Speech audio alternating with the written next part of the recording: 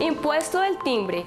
Aquí le contamos quiénes deben pagarlo, facturas que serían grabadas y documentos públicos y privados que aplicarían. Vuelve el impuesto del timbre y precisamente nos acompaña el especialista tributario, doctor Héctor Mayorga. La principal afectación podría ser el contrato comercial que manejan las empresas de servicios temporales con la usuaria, y me gustaría también conocer desde qué monto van esos valores para que sea grabado. Ok, correcto. El artículo 519 establece que el monto mínimo para que un documento privado o un documento público en el que conste una obligación esté grabada con el impuesto de timbre es a partir de las 6.000 VTs. Es decir, que aproximadamente creo que son 298 millones de pesos más o menos en el año 2025. Ese es el monto. Ahora, si yo tengo un contrato entre privados, pues lo que la lógica determina es volver a la usanza de la oferta mercantil mediante la aceptación a través de la orden de compra. Si yo tengo un contrato con entidades públicas, es muy importante hacer carrera sobre el concepto de intermediación y que lo que paga la usuaria como costo laboral a partir de lo previsto del contrato de mandato por el Código Civil es una restitución, pero ese no es el objeto del contrato. Asumir la calidad de empleador, y ahí las empresas podrían resultar avantes de un impacto de verdad muy importante si tuviesen que pagar el impuesto de timbre sobre el 100% del valor de la factura. Natalia, muchas gracias. El decreto 175 de 2025 volvió a consagrar de manera transitoria a partir del 22 de abril hasta el 31 de diciembre la tarifa del 1% del impuesto de timbre. Este es un impuesto que existe de mucho tiempo atrás. La ley sexta del 72 venía previendo esta norma y las empresas pues venían acostumbradas al pago del tributo, solamente que desde hace un tiempo para acá la tarifa quedó en el 0% y por lo tanto el impuesto para la firma o suscripción de documentos públicos o privados en los que conste la constitución, la extinción, la modificación de obligaciones que se van a ejecutar en Colombia, pues deberían pagar el impuesto de timbre.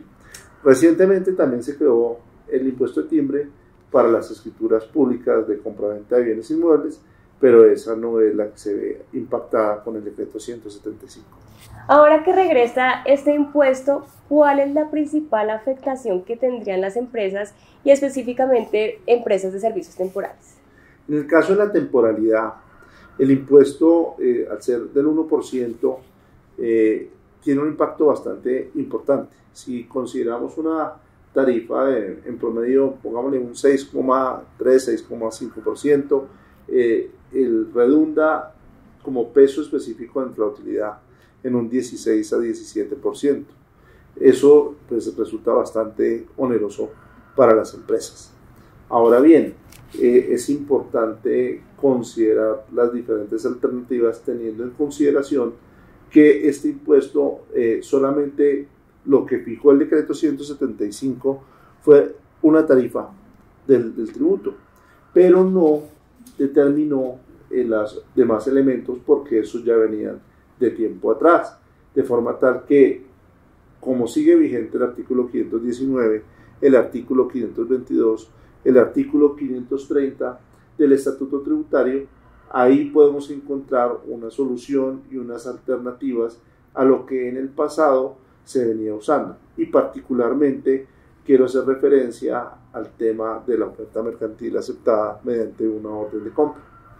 Bueno, eso que menciona, doctor Mayorga, ¿en qué casos no se podrían hacer órdenes de compra con esta situación? Muy bien. La oferta mercantil está determinada como grabada en el artículo 519 y desgrabada en el artículo 530. Y las sentencias del Consejo de Estado lo que han precisado es que siempre que la orden de compra sea aceptada, la oferta mercantil sea aceptada mediante una orden de compra, no está grabada y estaría incluida dentro del numeral 52 del artículo 530 del Estatuto Tributario.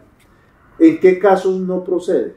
Principalmente en los contratos públicos, porque en esos casos el gobierno pues exige en la contratación pública que se firme un contrato, y al firmarse un contrato se causa el impuesto de timbre.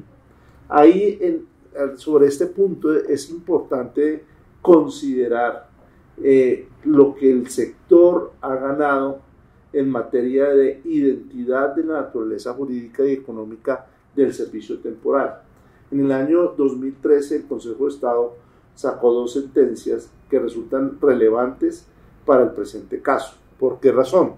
Porque si bien están grabados con el impuesto, hay que determinar cuál es la base gravable del mismo, y según el artículo 522, la base gravable es el valor del contrato.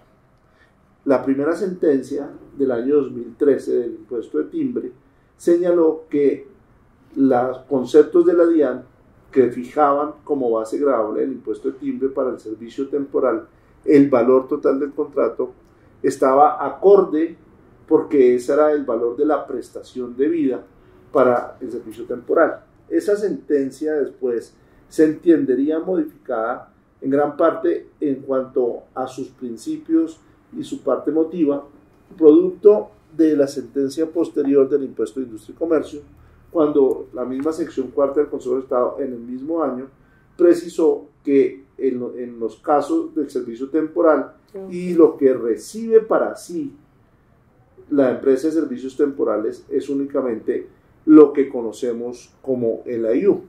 Usando la precisión de la sala laboral de la Corte Suprema de Justicia, podríamos claramente graficar que el IU, o lo que constituye la base de contratación, es ese mayor valor que está dispuesto a pagar una usuaria a efectos de ser declarada responsable la temporal del personal en misión. En este sentido, ese es el monto del contrato y esa debería ser la base gravable.